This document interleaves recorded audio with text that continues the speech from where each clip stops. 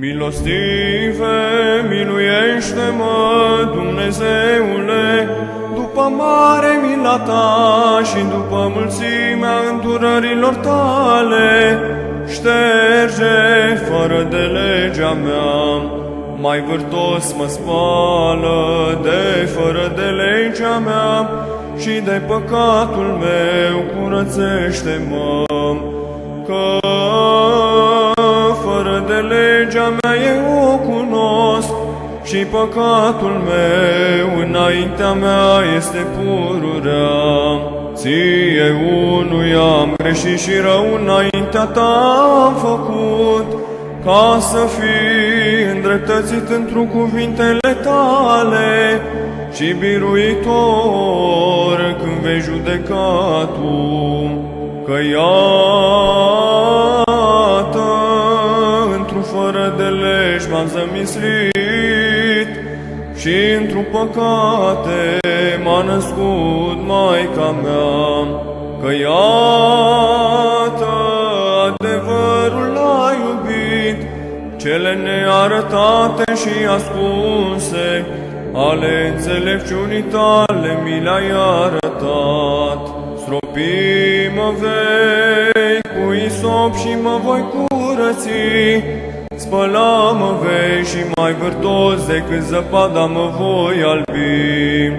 Auzului meu vei da bucurie și veselie, bucura se vor oasele mele cele smerite. Întoarce fața ta de către păcatele mele și toate fără de legile mele ștergele. Inimă curată zidește într-o mine, Dumnezeule, și Duh drept înnoiește întru cele din lăuntru ale mele. Nu mă lepăda de la fața ta și Duhul tău cel sfânt nu lua de la mine. Dă-mi bucuria mântuirii tale și cu Duh stăpânitor mă întărește. Învăța voi pe cei fără de lege căile tale și cei necredincioși se vor întoarce la tine. Izbăvește-mă de sângiuiri, Dumnezeule, Dumnezeul mântuirii mele, bucura-se va limba mea de dreptatea ta. Doamne, buzele mele vei deschide și gura mea va vesti lauda ta. Că de ai fi voi jertfă ți-aș fi dat, arderile de tot nu le vei binevoi.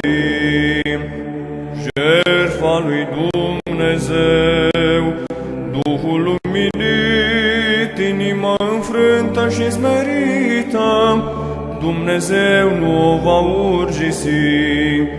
Fă bine, Doamne,